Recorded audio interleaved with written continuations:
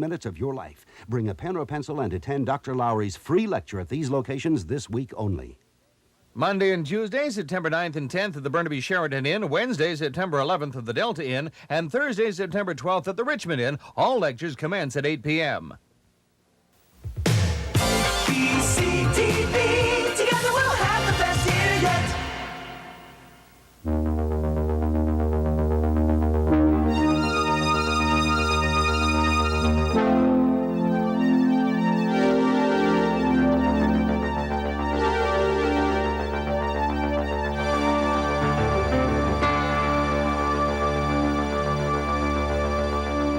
Good morning. Despite all the consumer protection legislation in the last 10 years or so, you, if you're not very careful, can still be left holding a very empty bag with your life savings gone if you buy a mobile home in the wrong circumstances and from the wrong people. This morning you're going to meet 3 people who put all of their hard-earned cash, much of their life savings, into buying mobile homes, and you'll find out what they've got from them right now. How much did you pay? I paid something over $38,000 cash. Your cash? Right. You don't owe any money on that? No. What about you? I paid $49,539 in cash. All yours? Yes. And you? $36,177.10. And though they've got the receipts, they don't own the mobile homes. In our studio in Victoria this morning, we have Stewart Goodings, the Assistant Deputy Minister of Consumer Affairs, who's going to help us try to understand this particular problem. Now, BC Hydro owes $8.4 billion, more or less. BC Hydro and the government of British Columbia have problems. In the studio to talk about BC Hydro this morning is the man who has been chairman since Bob Bonner left, Chester Johnson.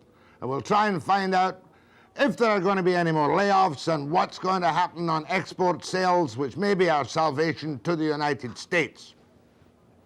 Now let me smile. Happy birthday to Simon Fraser University. This is a 20th birthday today, and the recommendation came to build it way back in 1962. And that was the year that the wonderful Gordon Shrum was appointed Chancellor and was given mandate to build the new university. He practically did it single-handed after they took the model and the design from Arthur Erickson. It opened in September '65. And at that time, everyone wanted to go to SFU. It became a little bit of a kind of Canadian Berkeley University for a while. Had considerable trouble, 1 or 2 minor riots, but it has gone on from there to great glories. Where does it stand today? And we'll be talking to Bill Saywell, the president of the university on the mountaintop. But first this morning, we're going to deal with the problems of mobile homes after the break.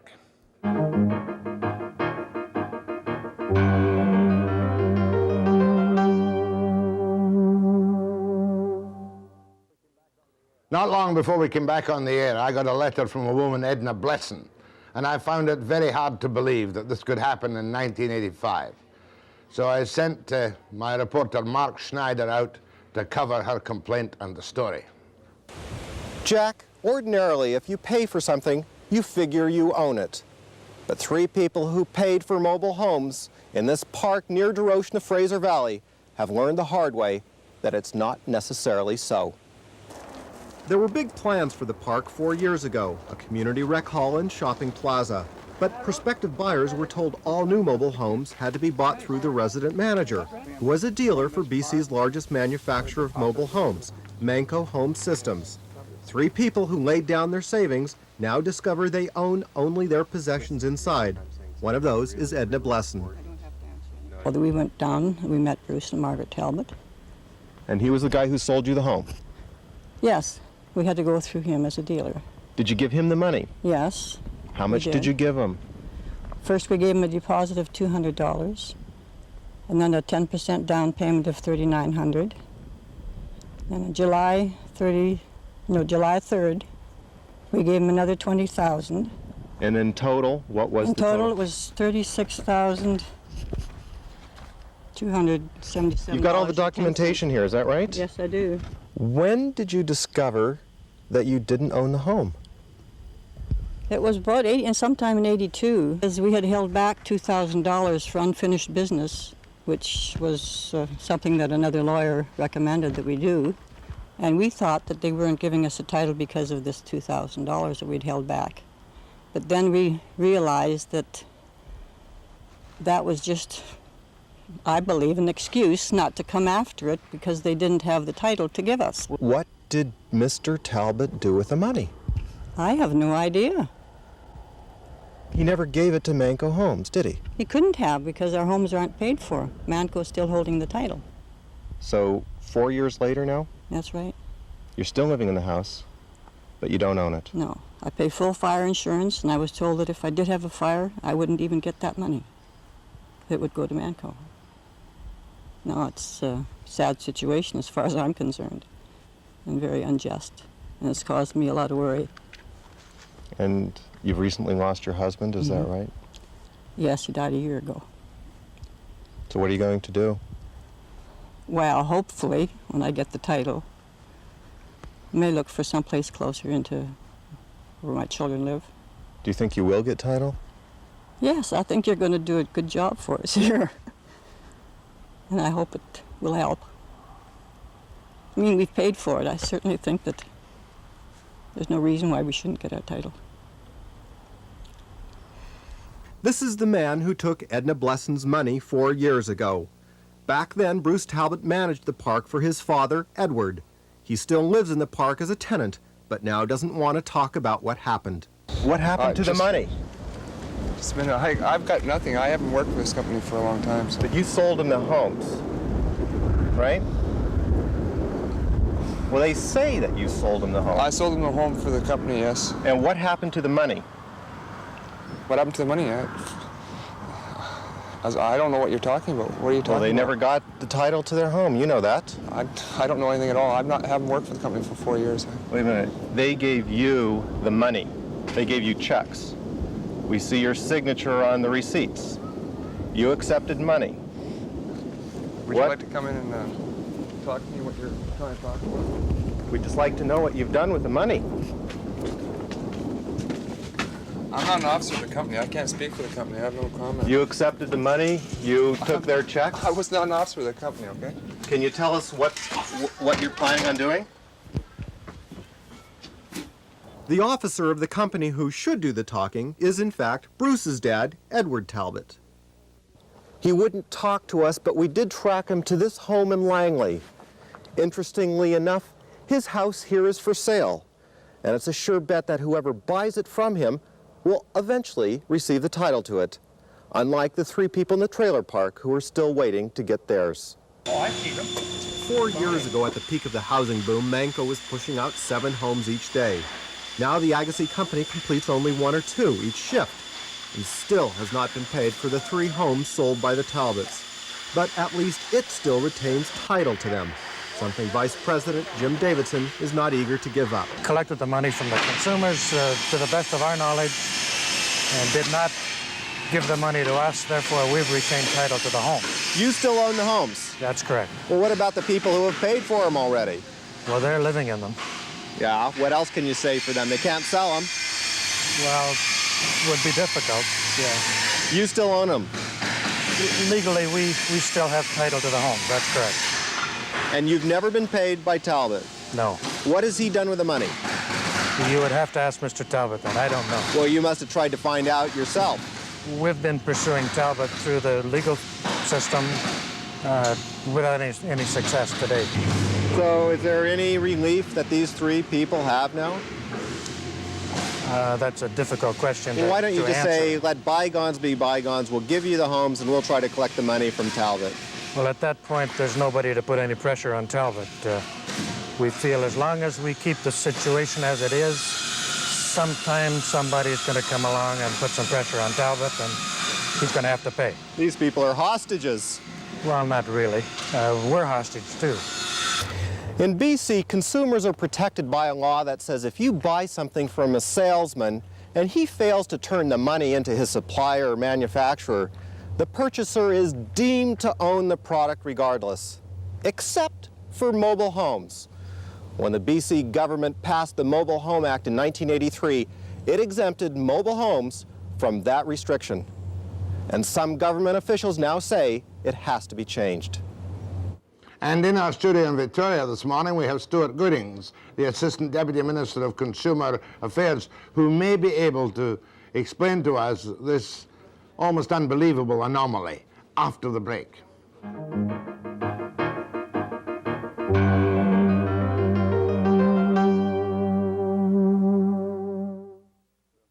With me now is Stewart Goodings, the Assistant Deputy Minister of Consumer Affairs.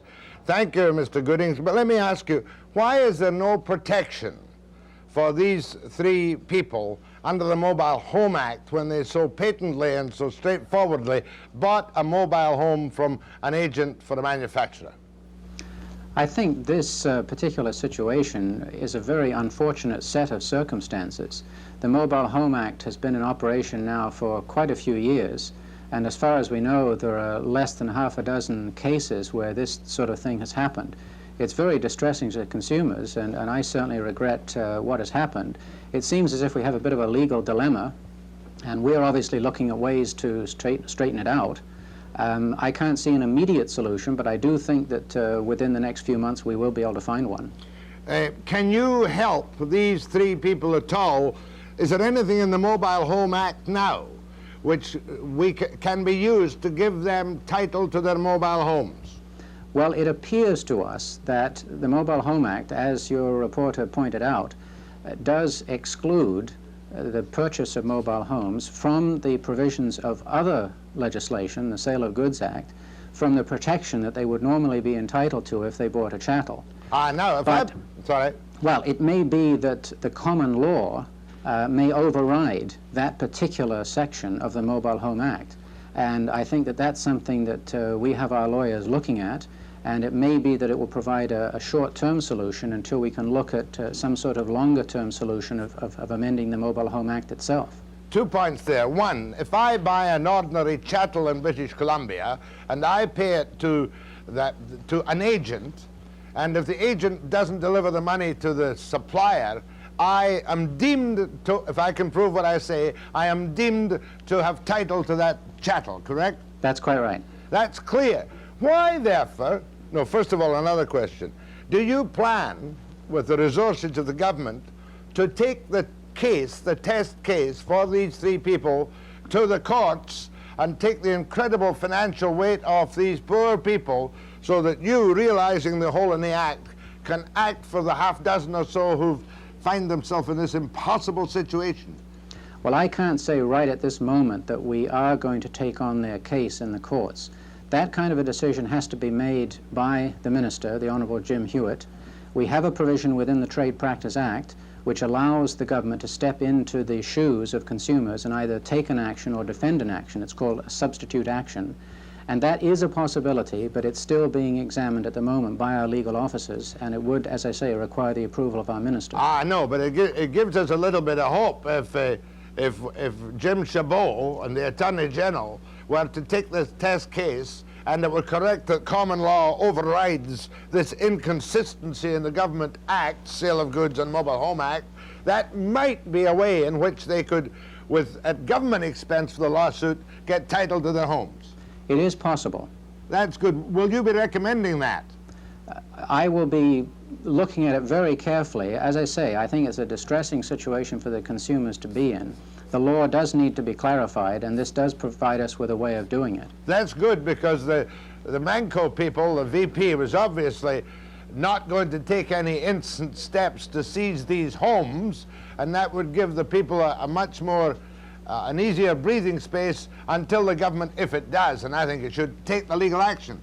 Well, that's right. I think that Manco, given the legal circumstances of the case, has acted pretty responsibly. They've known for 4 years that this is the situation, and they've taken no steps to repossess the homes. It's obviously a great situation of uncertainty for the consumers, but at least they don't face the immediate prospect of being thrown out of the homes that they feel they own. And I'm sure they'll be cheered this morning by your interest in the possibility of an action taken by the government. One final question.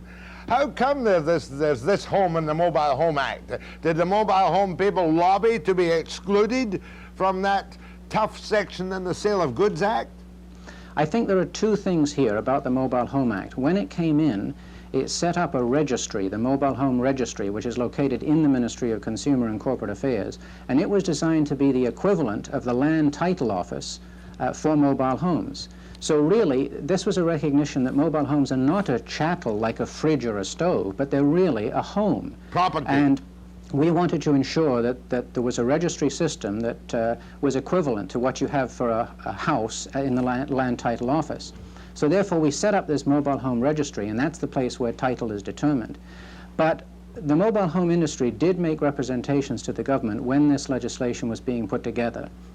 And they suggested that because of the way their industry operates, of having mobile homes put out on the lots of dealers and then having the dealers sell them, that it would be difficult for them to operate the way they have been operating if the provisions in the Sale of Goods Act applied.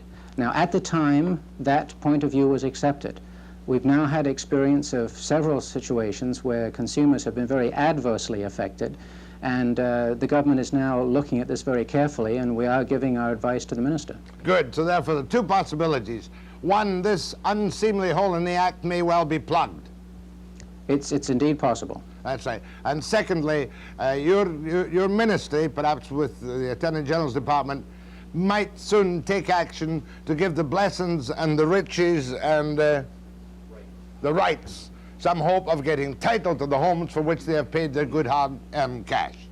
We obviously want to see title go to the consumers. That's the end result that everyone wants, and we will do everything we can to ensure that that is done. Mr. Goodings, I'm grateful indeed for your views and opinions and facts this morning.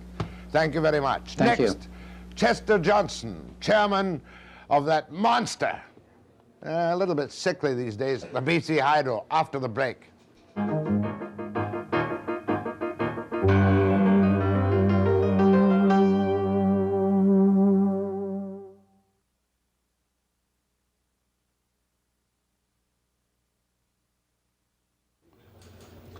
Ches Johnson was better known in British Columbia as a big shot in the lumber industry. And then he took over on a pro tem basis BC Hydro chairmanship. Mr. Johnson, any hydro employees watching this morning, and we've got to consider them, want me to ask you right off, have the layoffs ended, and have you more layoffs to come in BC Hydro? Jack, the majority of the layoffs are now completed. We will have a few more to take place with the reorganization team. Hopefully by the end of September we will be completed in this phase of our reorganization. You did announce that on September the 1st that you'll be laying off 764 from the 764 from the engineering department. Is that still goal? No, Jack, that's a high figure. The engineering department, whether it be systems engineering or the project engineering, it is now in the final phases of reorganization, and that will be brought forward by the task force within the next week. Next week. So Correct. in a week or 10 days. But 764 is not correct. Have you got an idea what it might be, just to make things even more tense around the hydro? Or less tense? It will be in the 100 to 150 area, Jack, not 764 in the engineering department. Oh, good. So that's, I mean, in 76 you had 12,000 people. That was at the peak of coming up to the peak of the boom. That's correct. So in 84 there were 7,500. You haven't wielded the hatchet that much then, have you? Well, you know, we've gone from a dual corporation, a capital-orientated hydro, plus an operational orientated hydro, down to just operations. We're not building any more dams at this point in time. So it has been a real difficult thing to bring down the the people in hydro so that we can be an efficient, low-cost producer of electricity and gas. In other words, a straight utility. No fancy plans. That was the case until the opening of the Revelstoke Dam by Premier Bennett last week, though. things have changed, have they not now? Well, yes, Jack, we're certainly looking at the California market, and we're looking at if that California market opens up to us, and the Premier is going down next week with myself, if that market opens up, I think it will. The Californians, the utilities down there, are supportive of BC Hydro, and we are taking advantage of that fact and trying to sell energy into that market. I'm a little bit suspicious about this, but forget my suspicions and just let's go straight at it. If you sell enough long-term contracts to the United States, to the California Power Authority utilities, will you build the Site C dam on the Peace? Yes, we will. As far as I'm concerned, I think we have a resource there, a water resource, that is something that the British Columbia people should use and utilize it well. And in order to do that, we would have to go down into the California market, sign contracts, and then use those contracts for financial backing in the financial markets. But you presently owe the incredible weight of $8-point-something billion. How can we ever pay that off, even if the Americans are buying surplus power? Jack, if we built no more projects in BC Hydro, with the cash generated, with the assets that we now have, we would pay off that debt in 25 years. With the rates we presently pay? Correct. With no increase in rates. You're saying that if you got the California contracts, give me that again. If we took our assets today and didn't build any more dams for the future and future generations of British Columbians, we could pay off our debt in 25 years. As of right now? As of right now. With no increase in power except for the... But that's not possible, and you know it and I know it. We have to provide future generations with energy. We cannot carry out that. You've got to build. If you don't build, you go down. And that's the name of the game. It's the name in the private sector. It is no different in the public sector. Now, have you not got excess capacity now without building any other dams, by which it's getting $1 million a day cash from the Americans, just putting it across the border? Yes, we have. We have surplus energy within BC, but that surplus energy we are selling on today's market, and it will be utilized firstly for British Columbia industry and British Columbia people.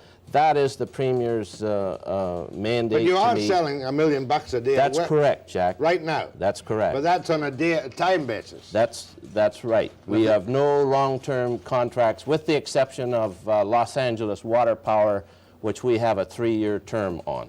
Now that brings to another point. We in British Columbia are not free to build dams and export as much as we like without the approval of Ottawa. That's Is that correct? That's correct. The National Energy Board. That's correct. And when you tried to get a 6-year contract to export to California, they said no, 4 years only. Is that correct? That's correct. They certainly have the last word when it comes to exporting energy out of Canada into the United States. And they will take the needs of the Canadian public and the Canadian industry first, and the needs of the... What you need in this country. But the National Energy Board obviously thinks you don't have a surplus after 4 years with your present capacity.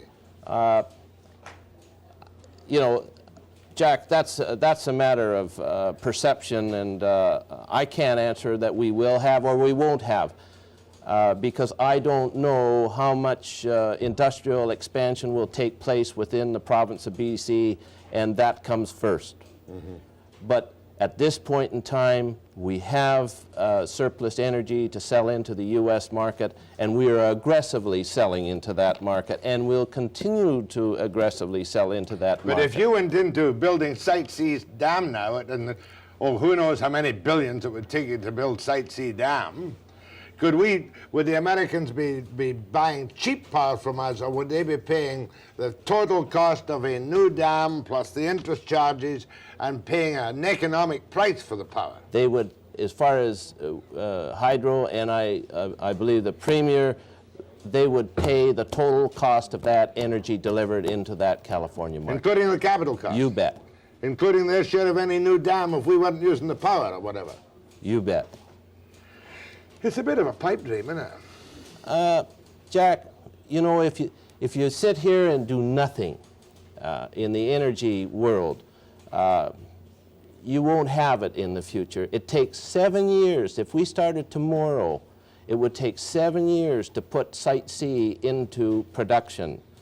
That's 1992. So any decisions that are made will have to be made 7 years before the market is there.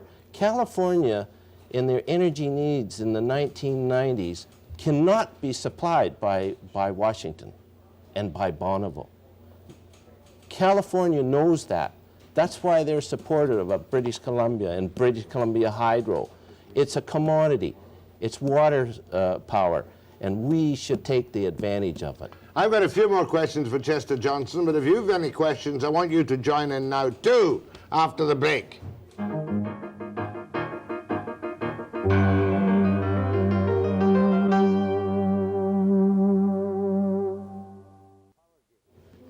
You're in a big, heavy power game, but surely, how long would a contract have to be to make it worthwhile building a dam? And what kind of price? Well, as far as I'm concerned, Jack, we would have to look between 7 and 10 years contract with the Californian utility in order to use it as a financing tool. Would they put that into their grids and sell it at a level price? Or, in other words, can our delivered price of power to the border be competitive in California? You bet. It's more competitive than nuclear power.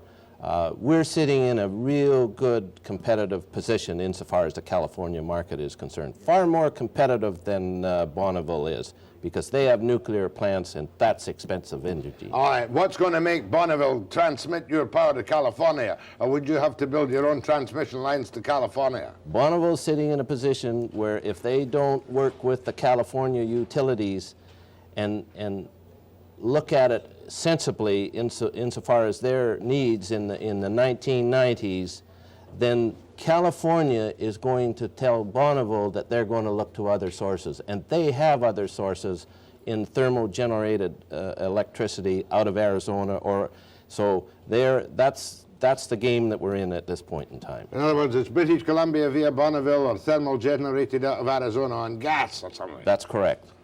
But you're going to have to compete with the thermal-generated stuff from Arizona. We can compete. If Bonneville will carry it. I think Bonneville will, and Peter Johnson is a real shrewd businessman, Jack. He's going to look at long-term, and he's going to waive the short-term benefits that he may get, and we're going to get a rationalization within the grid system into the California market. With the state of British Columbia's economy, though, can we handle the financing? How much would the Site C dam cost? $3.2 billion. At today's money? That's correct. And with no inflation, with little inflation, you would hope it would stay close to that? I think it would. Remember the last time around when everybody guaranteed to pay all the increases on the wages? That wouldn't happen this time, would it? No, it wouldn't. These would be firm contracts ahead. That's correct. You'd be looking for long-term union contracts too. We would. $3.2 billion. That's correct. How soon could the decision come? In 2 or 3 years' time? Well, Jack, you know, as I said to you, the Premier is going down to California with myself and other people out of the Energy Ministry next week. How long it's going to take us to get the proper deal, I can't answer that question. But we cannot go before we have all our ducks in a row. Okay, we'll leave that and we'll see what happens. What about these cut rates you're giving to mines and some companies to keep jobs? Are you going to give everybody cut rates for jobs? Well, Jack, I'm thinking of Phillips. The critical industries act. that is, we're using hydro, all those mines that you're talking about, Brenda for one, we're not selling any energy to them right now. At least when Art Phillips and his commission went into it, he put that mine back in, and we're getting income from that operation. At a reduced rate? At a reduced, albeit at a reduced rate, but nothing, you know, it's better than nothing. Are you all set to go on the Vancouver gas pipeline? Mulroney told me last week that I said, what about a couple of $100 million for the Vancouver Island gas pipeline? He says it's very much alive. Is that an economic proposition, that gas pipeline? Jack, I'll tell you or this. Just a job creator for an election? No, it's not. I had to satisfy myself as a businessman when I came into hydro that the Vancouver Island gas pipeline was a viable project, and that's what I did. Albeit that the to-island, the actual line to the island, that's why you need the upfront money from the federal government. But they did it in Quebec. They gave Quebec all the money for all their lateral lines on their natural gas. Why shouldn't they do it for the island residents? Well, I don't mind getting some of the federal lolly, providing it's not just a boondoggle for jobs. No, it's not. It's an economic factor. But you need that funding for that underwater crossing. $200 million. What am I bid?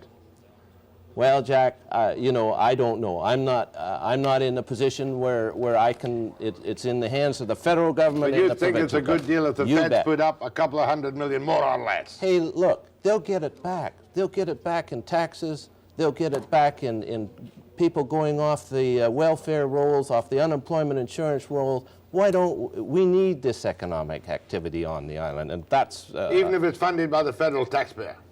Well, as I say, Jack, they'll get it back in taxes. Fair enough. Your questions to Chester Johnson, chairman of BC Hydro. You're still the temporary chairman.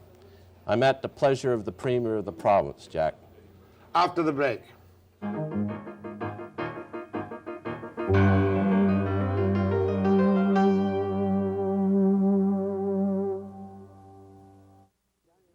Oh, just by the way, still got the fancy dining room at the top of that luxury building of yours? No, Jack. It went. It was closed down.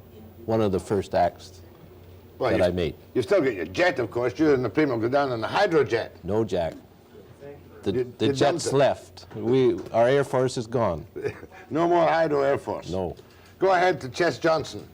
Good morning, Jack. Good to have you back. I wonder if you'd ask Mr. Johnson how he rationalizes selling aggressively in California with recovery of costs to the taxpayer here in British Columbia, please. Jack, He's suggesting you can't do it. Well, I disagree with him because as far as I'm concerned, we can compete with nuclear power anytime with our hydroelectric generated power. That is a fact. Fair enough, you're confident of it. But you've already had some talks with this, Peter. Howard Allen of Southern California Edison, that's correct. And large utility. They're at least interested? You bet. Good. Could you build a separate line if you had to California? We're looking into that aspect of it, too. Thank you. Go ahead, please. Hello there. Yes, go ahead. Okay, I know for Canada or BC's economic future, you have to build dams, but if we're ruining our environment to make money, you know, to give California power, in 50 years, if you want to keep on building dams, we're not going to have, you know, any rivers left. If you want to keep active all the time. I think he's got a point, especially in the environment. You can imagine the fuss that's going to be building up right now on Site C. Every group, I just came back from Moresby and I'm doing a story on Wednesday, but you can imagine the kerfuffle there's going to be on Site C. Indian land claims, everything. Jack, it's not going to be easy, but it has to be looked at insofar as the economic benefits that it will give to British Columbia and British Columbia people. You forgot to give me the other line, that it pays for all the social services which we can't afford if we haven't got the revenue at the top. I don't look at that, Jack. Good. Go ahead, please. Morning, Jack. Morning. Morning, Mr. Johnson. Morning. I just came down from Micah up there a while ago, and it's a fantastic dam net, but you still got room for 2 more turbines in there. Those two turbines are tied into thermo generated power, and that is on the back burner at this point in time, albeit that it is there for the future people of the province, and it can be put into place. But why do you talk about thermal generated on mica? I mean, surely it's all water generated. Well, yes, Jack, but with the generators that we have in mica and also in Revelstoke, with the storage capacity back from those dams, we can generate all the energy that we need or that we can generate it out of those storage areas with the 4 generators that we now have in both places. Right. It's like any other production unit. It is all balanced all through the system, and we're balanced from our storage capacity to our generators to the transmission line. So, go on, caller. Okay, there's only 30 people that can run that dam that can be controlled out of Vernon. But, okay, now they gave me an example there. The Colorado, I think it started off with 6 turbines. They've got 18 on that dam now, but they've stacked them one behind the other. Now, why can't we do that by using our water over and over again instead of keep building more dams? We've already got the dams there. Why can't we just keep stacking like the Americans did? And they've generated more electricity without destroying a lot of area, like the previous callers pointed out. Well, we have done the same thing at Revelstoke, where we have backed up the storage area. And you see, your storage areas are your capacity to generate power. And that's where BC's benefits come in, because we have large storage areas which we can use and generate capacity of energy. And that's, whereas down in the United States, they are more susceptible to weather conditions because their storage capacity is not as great as ours. In other words, we can't put more turbines up at mica. We can put more turbines up at mica, that's correct, but we will not get any more energy out of mica. Oh, got to leave you on that one, on the technical one. Thanks for your call, though. It's a good point. Thanks, Jack. Thank you. Go ahead, please. Yes. From Ashcroft. That's right, yeah. Have you ever looked into the idea of selling the Revelstoke Dam? Then you could charge for the transmission of the power, and the province could get taxes off the sale of the power and off the use of that facility.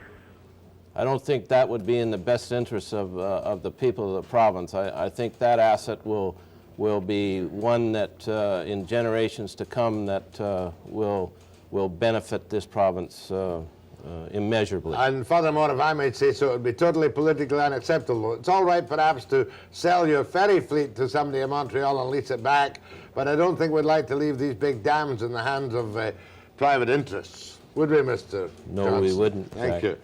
Go ahead, please. Yeah, good morning, Jack, Mr. Johnson. Just an aside here, Jack, not only the forest industry, but Chester Johnson was involved in the government bailout of the Whistler out there in the Whistler Land Corporation. He's not saying too much about that. But I haven't anyway, asked him. Getting on to this exporting down to California. Now, $3.2 billion, that figure seems to roll off of Mr. Johnson's tongue quite easily, $3.2 billion. Now, where would we get that $3.2 billion? Down on the New York money markets, I'd imagine, wouldn't we? Is that where we'd get the financing for that? Well, I don't necessarily think that we would have to go totally to the American market. I think we could use the Canadian market.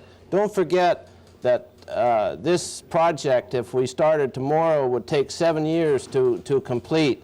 Your forecast over the last 5 years have been proven desperately wrong at the hydro. So I don't put any stock at all in your figures on the 7 years. But I've got this question here.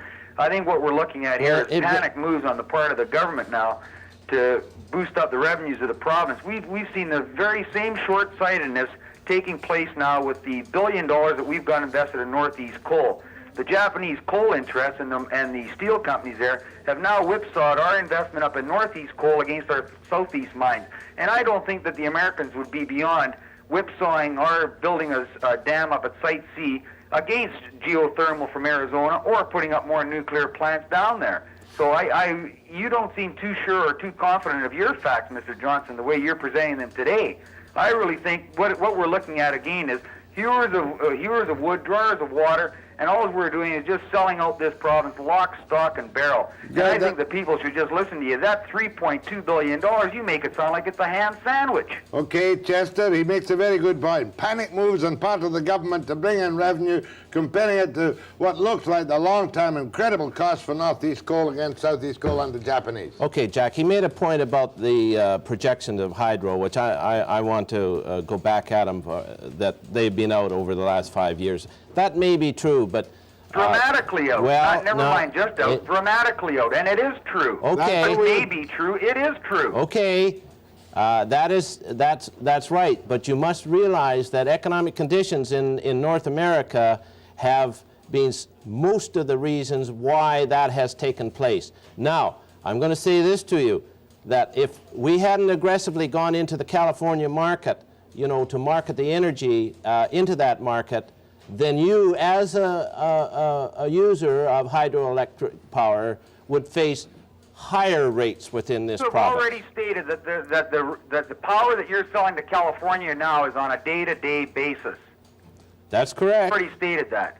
Now, what gives you the idea that the Californians are going to sign a long-term 10-year agreement with you? Okay, let me answer that question, because I have had meetings with Howard Allen of Southern California Edison, which, by the way, dwarfs BC Hydro in its total assets and total revenue, and they are very concerned about their energy requirements and capacity requirements in the 1990s. We heard exactly the same argument. Let me answer your question. And we're still paying for that mistake, and I'm talking about the Columbia River Treaty. Well, we got skinned alive on that one, and we're going to get skinned on this one, too, and I resent it. Okay, do you want to say anything to that? Well, Jack, look, that's negativity. As far as I'm concerned... That's practicality, Mr. Johnson. Negativity. We don't need this. I think I agree with Jack exactly. This is just another boondoggle, and you're just looking to the federal government now on this gas pipeline. That's $200 million. It's just job creation and electioneering. And okay. You've had a very good... nothing at all in this province. We should at least know you snake oil salesmen now by the time when you come down the pike. Thanks very much, Jack. Right. Hey, Jack, if you listen to people like that, you'd never do anything. True enough. More with Chester Johnson after the break.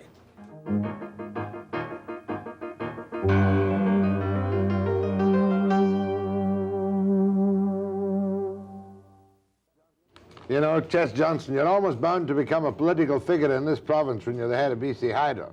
You know that every political argument will be used against you on all occasions. That's correct, Jack, but I'm a businessman, you know, and I look at everything as a businessman, and that's what I'll look at hydro as a businessman. Go ahead, please. Good morning, Mr. Johnson. Jack, I'm a tourist visiting from Alberta, and this sort of brings two questions to my mind. First of all, I wonder when hydro does their economic analysis of the impact of a dam on a valley, whether they take into account the loss of tourism revenue in dollars by taking away a valley from the tourism aspect. And then my second question, to be dealt with separately, I guess, is that it seems that Newfoundland has gone ahead and built dams and been quite happy to sell their power almost at a loss after the dam is built because the economic conditions change after the dam has been constructed. Chester? I wonder if this could happen to British Columbia too. First of all, when you say that you take tourism, you take it away by building dams, I must tell you that Revelstoke, since we have opened that dam, it's unbelievable the number of the people that have used that facility as a tourist attraction. Not only that, but if you go up into the Mica Reservoir and also the Revelstoke Reservoir, as far as recreation is concerned and tourism, believe me, it's second to none. It's a beautiful area, and it will be utilized by people of this province for many, many years to come. The other point's a good one, though. If there's an economic collapse of major disastrous consequences, we're stuck here with a $3.2 billion dam, which could become a monument. But I suppose that's a chance you take. Jack, business is a chance. Hydro is no different than anything else. We've got we have to take the chances. I'm agreed. Go ahead from Hope, BC. Yeah, morning, Jack. Morning. Yeah, I'm one of 5 apprentice electricians that is laid off as of today, and we have about 10 months' time to complete. I was wondering, Chester, what you can hope to gain from laying us off. Well, look, this is one of the toughest jobs that I have ever done, you know, in the reorganization of Hydro, and believe me, I don't enjoy the reorganization. Hopefully that we can build for the future, and I can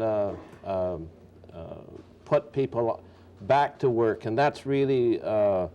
I'm a builder.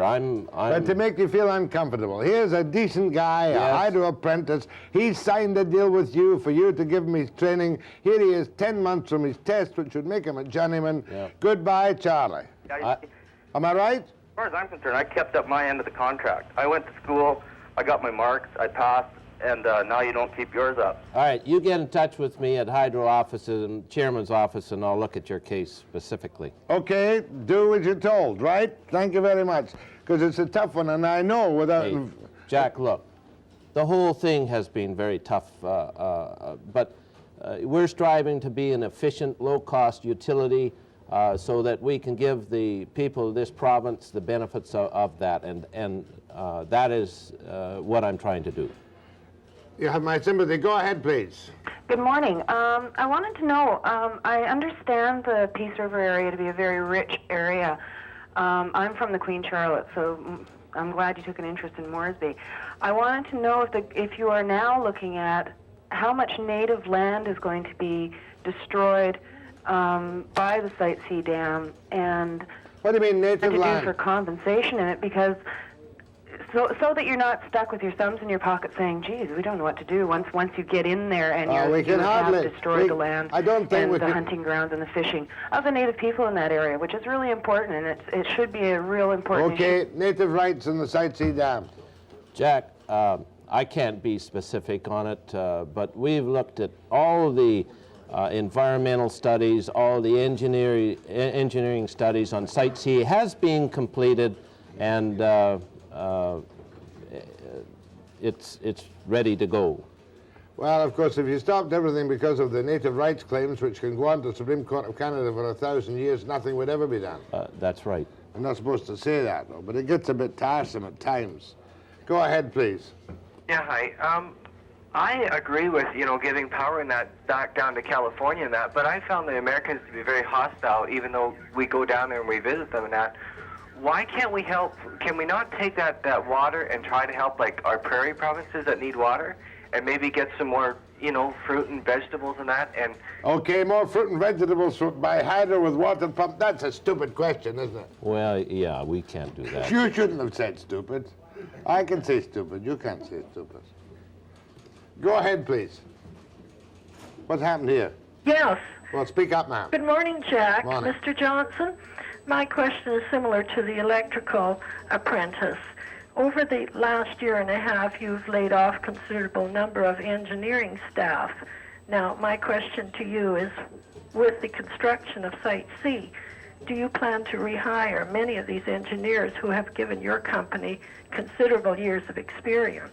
Well, as far as I'm concerned, until Site C is an absolute certainty, and until we have the availability to sell the energy generated from Site C, I can't look at that as a businessman as part of my ongoing organization. Well, let me put it to you this way. If you made a handshake deal today, F, it would still take a couple of years before you signed the contract.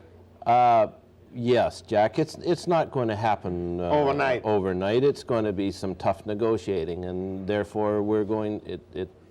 What the time frame is, I can't answer. But are you going to keep some engineers on whom you had planned to let go because of the government and your change in policy? We're going to keep the engineers and in BC Hydro that will have the capabilities of handling Site C. We'll keep the best possible engineering talent that we can keep. The Site C boys are safe. Go ahead, please. Good morning. Morning.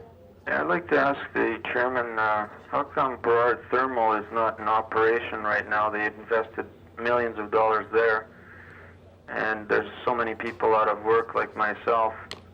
Why doesn't he open that up and create employment right there if he's such a good businessman instead of investing another $3 billion down in California there? Well, the Burrard Thermal Plant was to be used for capacity, and it will be used for that purpose. But not yet. But not yet. When you need it, why don't you start it up and ship its electricity south of the border? Jack, from a cost standpoint and from a practical standpoint, that's not possible. Can you tell me now, was that Burrard Thermal a mistake? I don't think it's a mistake. It's to supply within the province with peak periods and capacity. But we're not using periods. it, are we? No, we're not at this point. Closed down. But it could be used when it's. But within the province. The province. It's not an export dam. No. Or an export facility. Best I can do for you. I tried hard enough. Go ahead, please. Yeah, morning, Jack. Morning. I was wondering to get an update from Mr. Johnson on that proposed transfer of BC Rail's division. What's that? Rail. BC Rail to... Our rail division to BC Rail. Well, there were too many downside factors on that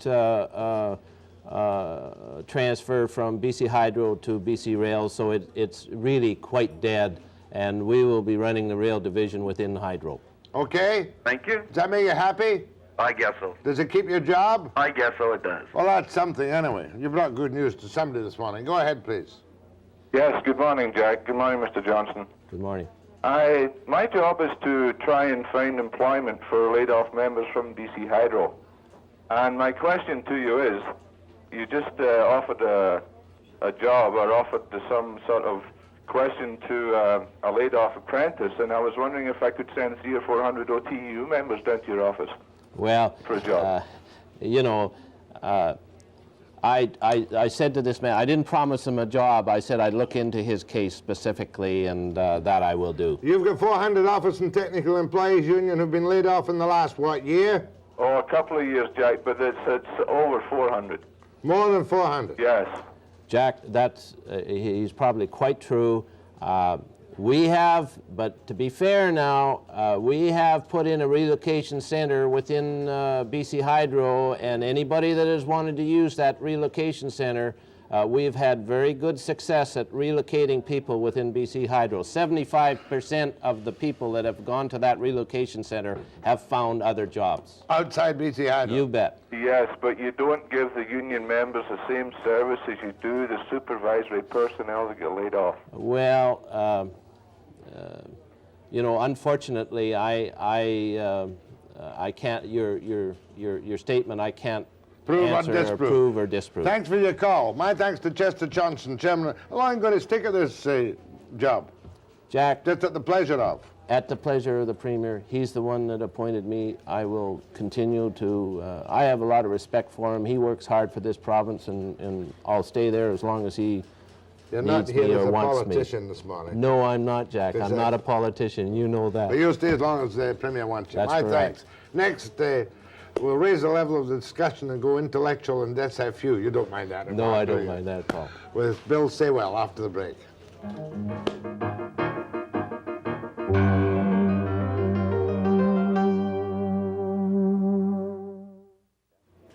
Happy birthday. Thanks, Jack. I'm sorry I didn't have a birthday cake, but I'm back on my diet again, and I didn't want to be tempted at all now. Hey, you're doing well. 20 years ago today. Yep. How long have you been here, Bill? 2 years and 9 days. Well, you've lasted quite well in terms of university presidents in British Columbia and the recent things. Now, what do you think's been the biggest achievement of SFU? I think the biggest achievement is that we've come of age, and I don't want to single out one section of the university. I think from an instant campus, which it was in 1965, with all of the problems instant building creates for anybody, but particularly in the 60s, when the campuses across North America were in turmoil, we've matured into a very fine educational institution, taking our place both nationally and internationally. I got to come straight to the point. You weren't here in the riots, of course, in the Troubles, were you? No. The PSA. I was Is that not. what it was called? Yes. When the CAUT blacklisted your university. Has that all been cleared away, forgiven and forgotten, or are you still, no? CAUT lifted its censor many years ago, so in that sense, it's history. What is your biggest worry right now, as if I didn't know the answer? Biggest worry is finances. We have, as you well know, and your viewers know, undergone very major cutbacks.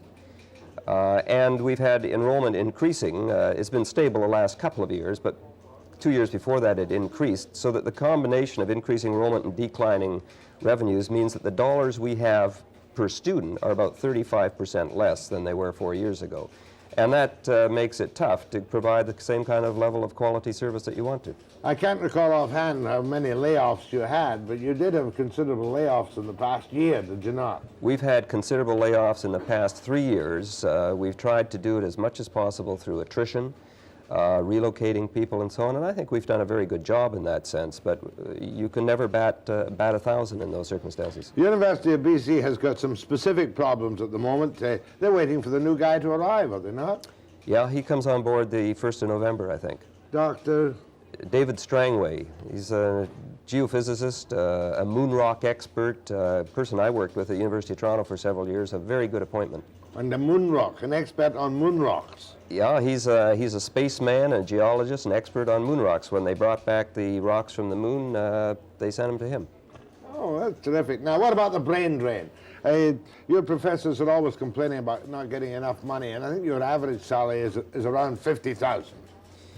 Probably over all ranks and ages, since we're all an aging group, yes, we're not getting many young people, we can't get many young people into the lower end where the salaries are down, so that average is probably fairly close. If you were going through university now, would you aim yourself at a university job, or would you say that that's a declining market and you'd be far better to aim at some burgeoning commercial section of the economy?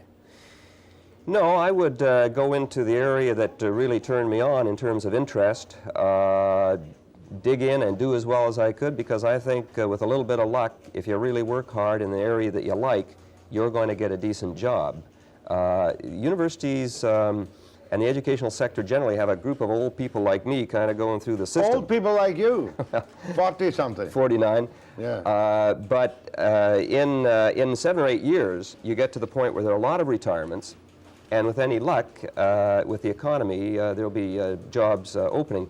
And a lot of very conservative governments across the continent are recognizing that higher education has to be a priority. California, which has got a very conservative government, just gave an increase of over 30% to their universities. Silicon Valley didn't just jump out of nowhere. It jumped into California because you had good universities which were well funded and which were cooperating with industry. Well, I think, though, that we've all been going through a stage where we've been looking at cerebrally at the total educational system and cutting what the governments think are fat out of it, and presumably we're starting again now slimmed down and more efficient. Do you feel that, or do you feel it's been too much of a cut? Oh, I think it's been too much of a cut too quickly as well. Universities can't change around quickly. You've got a group of students who are basically there for 4 or 5 years. You make certain commitments to them when they come in, and when your funding is only known sometimes days before, sometimes after the fiscal year begins, that's an almost impossible situation to manage rationally. Mm-hmm. All right, what are the areas of academic expertise of which you're proudest in SFU? Or is that an unfair question to the President? It's a little unfair, because whatever I say is going to get me some kudos in some places and some black eyes in others, but I guess presidents are accustomed to that. We have a whole host of areas that are if not unique, distinguished and different from other universities. Our criminology program, for instance, is one of only two really major ones in Canada, the other at U of T. We have first-rate science programs, humanities and social sciences. Most of the departments have really come of age and are doing well. Let me give you one example. One of the ways you judge how good a university is in the amount of research money that individual faculty compete for in the international environment. Most of that comes from the granting agencies in Ottawa. And per capita, per faculty member, we're in the top handful in this country. That's quite an achievement. It is for a 20-year institution. Now, the physical plant created by Ericsson and built by, we'll say, generally speaking, by Shrum, has it been a success or has it been awkward to handle? Well, the physical plant has its detractors and has its great fans. What do you think, though? What does Bill Saywell think? I rather like it. There are parts of it that create problems for you, but I'm rather partial to it. I like it. What are you planning for your birthday? Or what have you planned for your birthday? Well, we're having a party on the mall at noon, and a cutting of a cake, and the president of the Student Society and myself will be saying a few words, and then there's a big show back on campus tonight with music and speeches and fireworks. And a lot of media coverage. The local media has just been tremendous in supporting SFU and indeed the three universities over the last couple of years. My own personal suggestion is that you should put on a memorial riot in memory of the PSA faculty. I had great fun on the air at that time. You had sides battling with each other. You had brown paper envelopes coming to you all the time. You had incredible accusations about certain members of the campus, most of whom have gone, or if they're not there, they're working for the federal government now. Well, I'm sorry you missed that fun. It was very exciting. We didn't give a damn about the academic standards. We just looked forward to every day's crisis. Well, there was lots of fun, if you want to put it that way, and excitement in other parts of the world where I happened to be at that time. And we weren't quite as bad as Toronto when you had that incredible house, but we did have the RCM, we did have the occupation of Dr. Strand's offices. That's right. Talking about Dr. Shrum. Dr. Strand, though. It's Dr. Strand, yeah. But you mentioned Gordon Shrum. I guess the only sad note about today's birthday celebration is not here. He didn't make it because he loved that place with a passion, and he was so good to it, and continued to be so good to it right up to the day of his death. But he'd be the first person to say right now that he had a good crack at the whip. Oh, listen, he enjoyed life to the fullest in everything he did, including the early years at SFU. And when I started in radio in the 50s, if I wanted any academic expertise on any subject, I think it was strontium-90 and nuclear fallout. Shrum would always be there to give you his expertise. He was a terrific media man. He was a terrific media man. He had one of the truly great minds, you know. He was just as sharp. Okay, Dr. Saywell, president of SFU, is going to be here until the end of the program. We've got a good 10 minutes so that you can give him brickbats and bouquets about SFU and how he's doing, how the university's doing, or we might even get some of the old protesters from the past to shed a nostalgic tear about Simon Fraser's halcyon days of trouble in the 60s. After the break.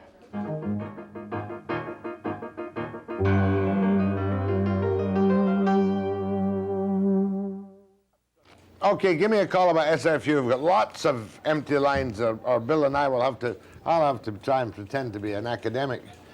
They gave me a very nice doctorate. What was it, a couple of years ago? Doctor of, yes, an honorary doctorate. You're Dr. Webster, distinguished alumnus of my university. Very proud of that. It doesn't seem to have done anything to change my lifestyle, though. Well, look, you've slimmed down, you've mellowed. I've mellowed, for sure. Sure. So from now on, my staff will call me Dr. Webster, and you'll answer the telephone saying, Dr. Webster's studio, right? And I'll tell you to take 2 aspirins, drink lots of water, and have lots of bed rest. Okay. Go ahead to Bill Saywell of SFU on his birthday today, his university's birthday. Good morning to the 2 doctors. Yeah. The doctor of communication, it must be. Laws, honorary. Jack, I'll give you a doctorate of communication, but never the law. I've seen you on TV for too long. Right. Okay, straightforward. Have you ever thought of increasing your theological studies department out at Simon Fraser? Geological? Theological. Theological. We don't have a theological department at all. You want money and you don't have a theological department? That's right. Well, why would that give them money? Well, think of the right-wing theological movements that are going on throughout North America today. Are you suggesting that he should start up a local Jerry Falwell just to get people to come and be saved? No. No, straight research. Listen, the best of luck in the next 20 years, and may you be here in 20 years to celebrate the next birthday. Thank you very much. I appreciate that. I would very much like to be here. Thank you. Go ahead, please. Good morning, Jack. Dr. Saywell, happy birthday. It's unfortunate the vision that was alive 20 years ago that brought that institution forward isn't alive and well in this province today. I've got a little hint for the two of you, Jack. You seem to be forgetting a lot of things, but maybe yourself and Dr. Saywell should get together and go over old Pat McGear's book that he wrote 13 years ago, Politics in Paradise, and he devotes a great portion of that book to the value of higher education. I think Pat's forgotten a lot of what he's written. But I've got a question for Dr. Saywell, and it refers back again to the university's minister. Now, they had their retreat in Whistler over the weekend. Dr. McGear wasn't reported too loudly, but he's talking about building some computer sciences facility at a cost of $8 million. I would think that amongst the three universities, the major universities we have in the province today, that $8 million could be funneled somewhere in there. Do we need a new institution in this province, Dr. Saywell? I don't think we need a new institution, and it's not yet clear what they're talking about in terms of a research computing facility. My own hope, and I know this is shared by my computing scientists at SFU, and I suspect in the other two universities, is that what he's talking about is recognizing that this is a critical area of development for the province, that we have good departments already, but to give them some extra push because in these times they simply need more money. The state of the art is changing so rapidly that even equipment costs, you put something in, it's obsolescent almost overnight. So it does need a great deal more money in it. What I'm hoping that initiative will lead to is a cooperative venture between the three universities that will be an add-on, but not a separate institution. That's diplomatic. You have to be diplomatic, but I don't have to be. I see exactly what's going on, and I think it's just another monument-building thing gearing up to the next election. $3.2 billion for dam and $8 million for new facility structures, circuses before sewers. Thanks very much, Jack. I think you've got a good point, caller, but how do we stand on Silicon Valley right now? Well, let me just answer the last point that the questioner mentioned. Whatever one's view of the motivation to the initiative may be, it is our hope, and we have some people working on trying to design this, it is our hope that it will be a cooperative umbrella organization, not a separate new degree granting agency. But how have we done on Silicon Valley? I mean, on training people all that Silicon Valley jobs?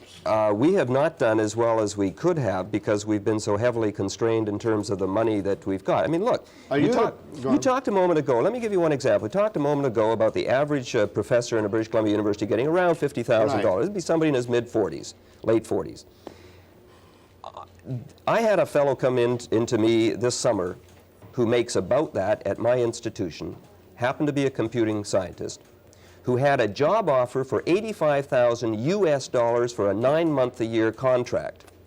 Now, how am I supposed to compete with that to keep some of the best people here? Well, you can't. He stayed. He loves the West Coast. He loves Simon Fraser University. He's got a young, exciting, young group of computing scientists on campus that he hopes with any luck that is going to develop further. So he stayed. But these kinds of people will not stay another year. If we don't get a higher priority, and everybody recognizes the limit on the funds, but if we don't get a higher priority, these guys, and I could mention a dozen other examples, will be gone. Tragic. It is tragic. And our economic future depends on those kinds of people staying. Well, our economic future in technology looks bleak because there are very few people who would turn down $85,000 US for a 9-month contract for $50,000 up here, especially if the job was in California. Well, that's right, but there are such people, and so far many have stayed. Many have gone, but many are still here. And the dedication, as much of the desire to stay is not recognized, is it? That's right. Not recognized outside the arena, anyway. Go ahead, please. Hello, Dr. Webster. Yes, yes. I'd like to direct a question or a statement to Dr. Saywell. And I'm not sure exactly how to state it other than the fact that I applied to Simon Fraser and to take my master's program, was turned down. I'm not trying to draw a specific case here, but as I was coming out of high school, I was awarded a scholarship to go down south, which I did so, and I received very high academic acclaim down there, graduating magna cum laude.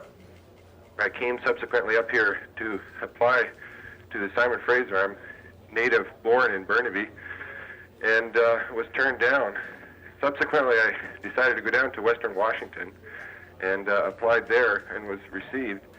And it was to my amazement that during the summer, during courses, I just couldn't believe the amount of Canadian students that were in Western Washington that had been turned down by Simon Fraser University. I had a course this summer where I took, there was 18 people in our class. 75% of those students were turned down by Canadian universities to master's programs. And I formed a study group, as a matter of fact, with 4 of our students. I took 4 courses this summer, and the 4 people that were in our particular course had all graduated from university with honors degrees. All 4 of us were turned down because I don't know whether it's education cutbacks or not, but it's just amazing to me the amount of students that are exporting their... Does that make any sense to you? Well, I can't address this specific problem because I just don't know what the situation was, but we have a number of programs where we simply have to turn away students because we don't have any spaces for them. That is due to financial restrictions. Is everyone and anyone invited to the bash at noon up at SFU today? Yes, you bet. And come along this evening, too, with $12 and have the time of your life. I'll be back after the break.